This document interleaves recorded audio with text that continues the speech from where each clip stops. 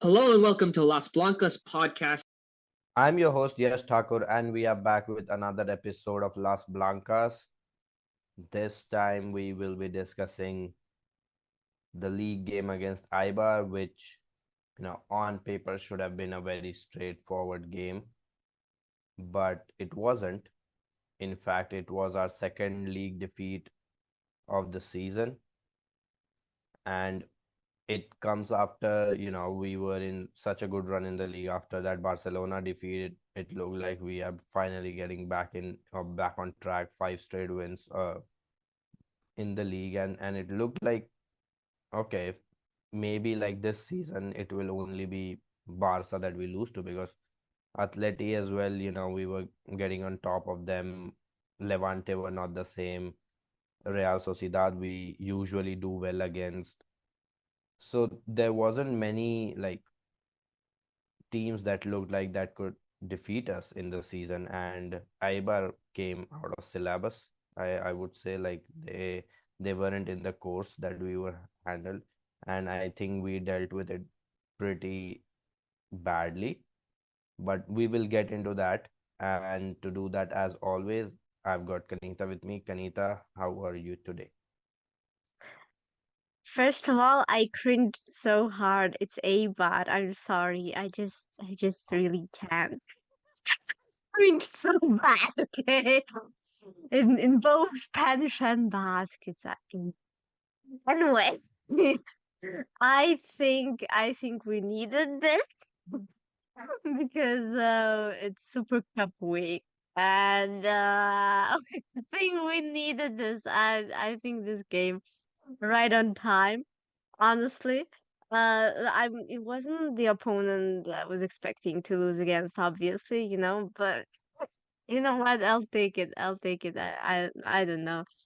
And yeah, I mean, this is our second loss in the league, and after only but losing against Barcelona. So yeah, fun times. This happens like once or twice a season, these random games, and I hope it's a wake up game. I really really do. I hope this serves us for the Super Cup. Yeah, because last season it was that Sevilla game where we lost 3-1, where Mm. Tony Payne ran right as always. And then it was the season prior to that, it was that Tenerife game when they came and when they pulled off that highest 1-0 win. So, every season, one of these games, because last season we lost five games. Okay. I was just looking at our losses last season. Two of them, Barcelona. Like, remove them. Fine. Like those performances, you can only gauge if we actually improve and make it a contest. But a lot of the times it's not the case. So okay, fine. Remove them. Then you've got last season we got Levante, which were a really good side. Yeah. Levante defeat, fine. Yeah, they were competing. They were arguably they were the second best team in the league. Fine. We went foot to foot with them and ended up on the losing side. Fine. And the other one was the Sevilla thing, and one another loss was against Atleti. So Atleti as well, Derby, tensions rising, you push it away. But it was the Sevilla game that was the sort of an outlier. In the season prior to that, we lost just three games, two against Barcelona and one against Tenerife. So every season there is one such game that it just goes out of the normal pattern that you see, us sort of winning against every other team not named Barcelona in the league. But I think the reason it's more shocking this time around is because this time we had lot more resources to avoid anything like this, right? Like uh, in the season prior to this, yes, we were equipped, but I wouldn't say we were like easily the second best team in the league. Wouldn't say that, because Levante were competing with player quality and tactics. In the season before that, Atleti were sort of competent. They were pushing us and they were trying to do things. Real Sociedad were also a really good side. So, this season though, with Levante's downfall, with Atleti, doing all those changes every damn season, and there is no sort of other team that can push us. Athletic Club is trying, but Athletic Club will always be slightly restricted by the fact that their player pool is slightly limited, and they have a limited number of choices to go for, and that doesn't always result in good players in every single position. So they are a different case. But this time around, I think we can confidently say that ours is the second best squad in the league. Like behind Barcelona, I don't think there is anyone that stands a chance. And yet you get a performance like that is quite shocking, don't you think? Yeah, you did forget one team though. The one team we didn't face, we haven't faced yet. It's Real Sociedad. We're facing them next. So again, I'm saying I really hope this is a wake up game because they got a new coach and they're doing much better. And I don't know, I feel like something is coming, might be coming. I'm super, like worried about that part. So we haven't faced them yet. I don't know. So let's see about that. I don't know.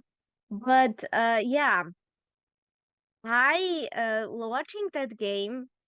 I'm not kidding. So around like 70th minute, Maria Miralles, which is Eibar's goalkeeper, got well. She had like an injury scare. She was holding her legs and all that. And I was at that point in the game. I was like, oh my God, please, Queen, get up! You need to save the rest of the teams against us. At that point, I was hoping against us because we were having such a bad game. I'm just like, yeah, just take the 3 points. Just like we don't deserve it. Just take them. It's fine. Um, I don't that game made me crazy. Like this game is like, oh my God, well, is this a fever dream I'm watching?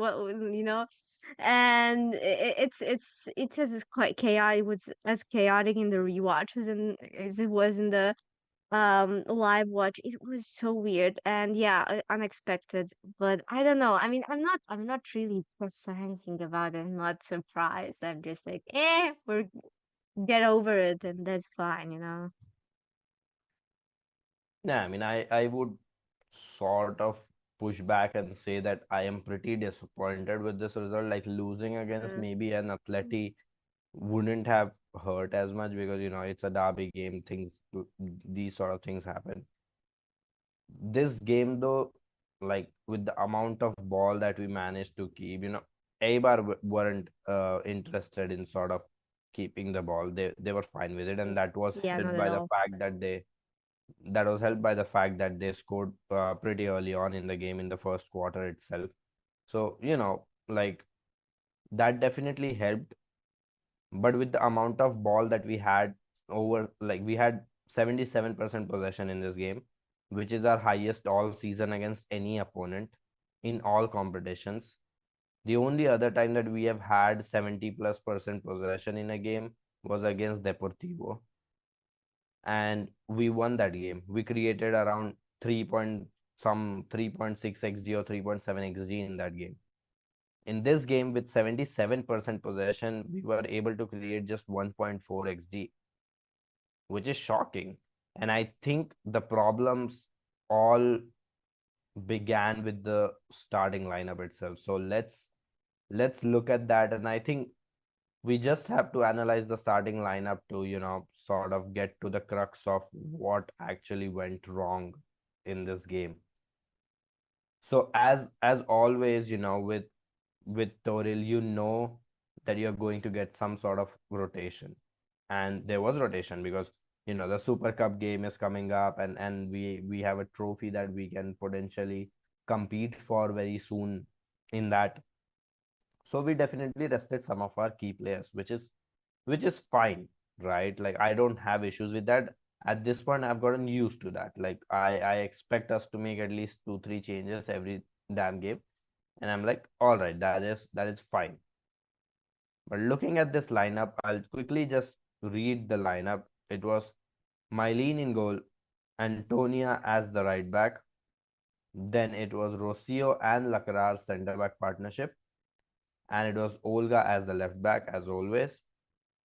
Then it was Toletti and Tere in the midfield, and a front four, and this is interesting, of Eva Navarro, Alba Redondo, Linda Caicedo, and Moller. Now, Moller and Alba Redondo were sort of interchanging, but usually when this is the lineup, it's usually Moller playing ahead of Redondo because somehow Redondo is considered this creative player to play in the number 10, which is very wild. But that lineup, I'll take your initial thoughts and then I'll explain why this lineup did not work. So, what did you initially make of when you saw the lineup? There was, it's funny that you mentioned the Mole Redondo situation because, when you look at the lineup, you would think that Muller would be as a 10. No, no, no, no, no. Now we switched for some reason. I don't know why. Sure. I don't know. I didn't think this would work either way. And I mean, I didn't expect us to lose just looking at the lineup, but I knew it would be a bad game. And it's mostly because of whatever is going on the right side. Because Eva to not have support on the right side, and which Antonia doesn't give. When she's fullback, she it, I knew there would be a lot of like holes, let's say. And yeah, Toletti was really filling up for those holes, I think, a lot. And I don't know, this right on paper didn't look well. And I didn't expect Chavas to start this. Like, it was such a random moment for Chavas to start a game. I don't know. Like, listen, I don't care. That's fine. She had a few moments where she just left the goal unattended. The goal also came from an open goal as well. So I don't know, but I don't know. It's such a weird moment to start Chavas, honestly. And the rest, I fully expected a rotation, a big one, a huge one, like more than 5 players. So, yeah, I just didn't like the right side at all. Maybe the Mylene decision was motivated by the fact that we play a Super Cup game Yeah, in a probably. week. So maybe just to get her, you know, probably match ready by giving her some minutes would have been the plan. But looking at this lineup, I think my immediate concern was Antonia on the right about how she's going to Mm, provide that support, and that support never came, which is, you know, uh, I've been saying this since ever since we signed her, just because of the fact that she played right back for Levante last season does not make her a right back. She is at heart a center back, a wide center back at best. And I think this was very, very evident in this game, especially. So I just posted a passing network, which perfectly sums up what you were also talking about, Kanita, about how Eva Navarro was, sort of isolated on the right, lacking support, and there was nobody sort of trying to cover up. Look at our passing network. This is before the 31st minute when Lakrar had to be substituted on. We'll discuss about her injury and what the current status is, what the latest update is on that. But look at that lineup. I'll just quickly grab my pen. Let me just point out what I'm talking about here. So, here, if you look at our passing network, if you look at this left hand side, you see connections between your fullback and your winger. Here, if you see, there aren't many exchanges with Antonia. Plus, this whole situation here, this damn mess of Moller and Redondo. We do not have anyone as the target player. There is nobody as the focal point in this attack. Who are we attacking to? Like there has to be somebody who is leading the line, right? And we have nobody here. And I think that was a big issue, especially when the opposition side is playing with six defenders in their back line. Six defenders. And fair play to them. Like people will call it, oh, they play negative football or whatever, but they got the lead in the 21st minute. Yes, they are throwing bodies behind the bus and trying to protect that lead. And I think that is a brilliant game plan, and I think they executed it pretty brilliantly as well. But that raises the question again that when you have this sort of a formation by the opposition, this sort of a setup, how can you start with two players who, one, you have instructed to do that, the other's natural game is just that, for them to be occupying the same spaces? And I think that was a very big issue. Anything you want to add on that, Kanita? Listen, every time, like it was hard to get by their, six woman defense. However, I know that whenever Eva would go on, to attack, she would always, and when she would actually enter the box, she would be there, and then she would have no one to, or just she was running. There was one action, she was just running on the right side. There was absolutely no one to pass to.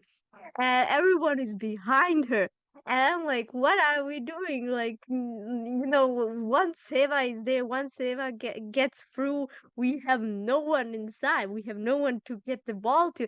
And it's so funny, like this trio you pointed out of Moller, Toletti, Redondo. It's so funny. Like Moller, I was looking like since the start. I was looking at what Moller was doing, and I was like, okay, so she is providing support. Okay, right, like pulling back. Da, da, da.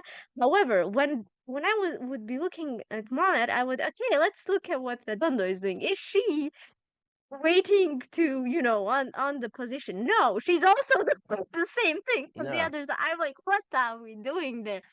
And it just kept happening. There was no one there, like you mentioned, like there's no one, that dot you put there didn't exist. It's so annoying. And I'm like, what, who are you going to pass? What was the game plan? What? Like, in the beginning, like I also saw Olga send a few meaningless crosses, and then they stopped pretty quickly, because obviously there was nothing. There was no, I mean, sixth line of defense. What are you supposed to do? And as you said, fair play to them. We also didn't do our part with providing support to Eva either, or having that reference striker, in this game. So yeah, In this game, we had 27 crosses, and I'm just checking, we completed six of them. yeah, So, sounds about right. it's Yeah, it's it was pretty apparent. And I think this Antonia as the right back in game works fine when you're trying to close out the game and you want to add defensive solidity. But when you're playing a line of six, playing against a line of six like that, if you like, we can just show our users what we are, our listeners what we are talking about here, with that screenshot. Look at this. How are you supposed to be? How are you supposed to cross this line? This thing, when you when you're up against the line like this. Look at that. Look at the number of bodies that they have committed. Look at this. Like it's literally a low block. I mean, it's the lowest of low block that you would ever see. Like this is parking the bus. And I'm not complaining about Eibar here, but I'm complaining more about our approach. We have one runner, right? Just the one runner. And this also became available after Bruno's substitution. Until then, we did not have anybody who who could play off the shoulder. We have received the ball here. Eibar's line is such that we'll always play in front of them. They won't have any threat going in behind, and that significantly reduced our potential to make any sort of attack, right? And it was very frustrating because we would go to the wings and then there would be no other option and we would just come back, which is very weird. What did you make of that? Like our attacking strategy, what did you make of that? Yeah, so this actually, this exact moment is actually a funny one because they recover the ball and they shoot from a long distance. You see, I think Tere there with the ball, and they recover it, and then they go on and shoot at an open goal, missed by far. But this exact moment is funny, but it shows how their formation was very clearly. And usually when we were, because we were, pretty upfront, pretty pulled up, we pushed them back.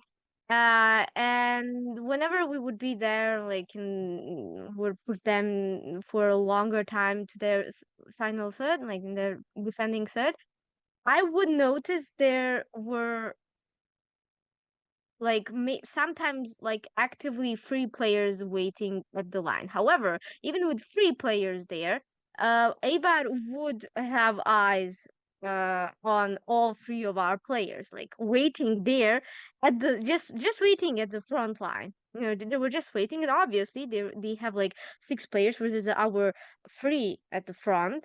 So two players, and yes, they do have like two players near each of those players. So I don't know. I mean, that didn't work. Like it was pretty prominent in the first half. Actually, it was much more prominent in the first half, especially because in the second half we had this like back free situation going on later on. So yeah, but I don't know. Like they also had eyes on us all the time. We didn't really go that quickly through. So we would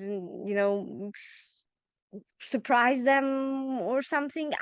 It's weird. And in this exact case, yeah, we only have one runner. Wouldn't work anyway. I mean, how would you ever expect this to work? I don't know. And the thing is, when you're playing against a block like this, the only way you can probably try to break them is if you move the ball incredibly fast, Yeah. or you have to have players who would occupy these spaces in between players. And we have one player there. You at least need to have three players occupying such lines where you put two of their defenders in question about what they need to do next. And the thing is, we did have these players, and we went down in 21 minutes. We had Caroline Weir on the bench. We could have got her on. I feel she would have helped massively if she would have come on a little early, maybe at the start of the second half, because we needed her. We needed somebody who would allow Linda and Weir both to operate in the half spaces. And I would have taken off one of Moller or Redondo, probably Moller, and just let Weir do her thing and put Bruno on as well, so that we have a focal point. And I think that would have sort of solved a lot of our problems. And that brings me to the next point that I want to talk about. The substitutions in this game, given what was available to us, were really, really poor. What do you make of that? Yeah. Well, we did the. I will just start with this. Like we subbed off Lakrar in the first half. Maybe it threw us off. Probably threw us off. I hope this was the reason why the subs became so bad in the second half. I don't know. Like, yes, we should have gotten earlier much. Should have gotten on much earlier. She got on later on. It was for Olga. Olga was also limping off the pitch, so that's awesome. Honestly, it's great, great, great guys, great match, guys. Like we lost, we had two injuries, amazing. But we got weird on for Olga in that moment, and then at that point we had nothing. Like we had three at the back, so totally disorganized. And after that we had Bruin going wide on the right side. What was happening? I saw Bruin wide a lot, and I'm like, okay, this is not how you're supposed to use these players, like at all. Maybe you should have done like this weird substitution. So even if it was just weird for Mola, in the like you said early on in the second half, that wouldn't have been as bad. But like no one knew where they would be. Like then we got Atenea. Atenea, I don't know if she did anything, honestly. Like genuinely. But I don't even blame her. Like no, it was just a disorganized mess. Ever since we got that like back free going on, Yeah. and yeah, it's crazy. Like they came late, wrong substitutions, wrong use of the players you substituted on. This Yeah, combination is great. I think it's difficult to sort of have your 1v1 wingers break that deep of a block. So I have Yeah. no complaints about any of the players. I think they were just not used probably because you have Shayla on your bench, right? And a right back who could provide support, who loves to provide support, in fact, who would love to bomb and who would allow your winger to sort of come inside, operate in those spaces between the two defenders that Eibar has sort of put at the back while having the width as well. Olga will bomb from that side and Shayla will bomb for this from this side. So in that way, you would have that last line occupation that I was just talking about. And that is the basic thing that you would like to establish. And I think not substituting on Shayla at all in this game was such a weird move because this game, if there was ever a game that you needed an attack minded, an absolutely attack minded fullback, was this. And we went with a center back who happened to have played as a right back. So we just put her there, which is not weird. Her skill set is not made for right back, and I think this game hopefully should make it clear. Yeah. I think that is about it for this game. I don't think there is an MVP. I don't think anybody. Miralles. Just give it to Miralles. And there's no one in our team, so she nice. Yeah, we cannot give our Las Blancas MVP to an opposition player. We can talk about them, but they cannot receive this exclusive honor. Uh-huh. Uh, Fine. I think one another substitution I just happened to remember was Toletti being subbed off. This is a Right. player that can help you move the ball quickly, and in a against a side that is so rigid, so stubborn at the back, you're consistently trying to break through their lines with quick passing, and you take off the one player that can offer you that, which is it's just mind boggling to me at this point. But yeah. No, it's crazy. Like in the game that was screaming for Shayla, didn't bring her on, and in the game where Toletti actually made up for a lot of those weird things, holes that were happening on the right side, kinda save them, try to save them, only sub her off. And then, like, you can see the difference after Toletti was subbed off. They had the it's so much easier to recover the ball on their left side, from our like between Antonia, especially I can't because Antonia was in the back free and like pulled the front, like, let's say she was trying, and when she was trying to get the ball to Atania, would get intercepted very easily, or they would recover it. It was mostly Mariana from Eibar who would recover it, but it's just it was so apparent, like after Toletti went out. So amazing sub, great sub. I mean, genius. Yeah, I think this game is a wake-up call on so many levels, like the team selection, the game management, and the tactical part as well. I think is it's not the progress that we would have liked to see.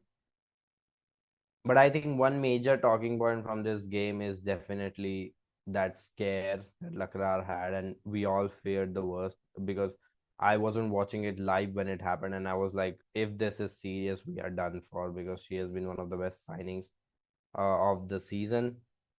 Any updates on that, Kanita, on what the injury is? Yeah, they said it's ankle in question. So Thank yeah, God. yeah, I did. I was live tweeting and I said, okay, everyone is mentioning the possibility of the three letter injury. You know, the first letter and the third letter and the 12th letter of the English alphabet. I won't invoke that ever again. So and I was like, wasn't she, with her ankle? And I was right. I'm so glad I was right. So yeah, it's ankle in question. So that is a great news that one of our best players of the season, one of the signings of the season across Europe, in my opinion, is safe, and she's one of our integral parts in the defense. Mm, And I'm glad that it's nothing too major, and that she'll be back with us this season. So yeah. yeah, any expected date of return for her? No, nothing. Okay. We'll keep you guys posted as soon as we get to know anything. But I think that brings us to the end of the pod.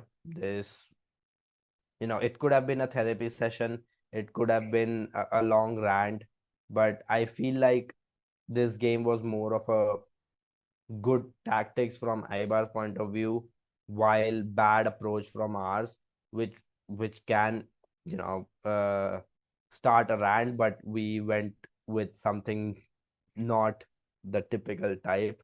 There will be therapy sessions in the future. I'm sure Toril is going to give us an opportunity for that. But yeah, next up we have Real Sociedad in the Super Cup that will be played on 23rd, if I'm Yes, not wrong. Yeah, yes. so 23rd. And we will be bringing you the coverage for that as well to the best of our abilities. Thank you for listening to us. Until next time, Hala Madrid. A Madrid.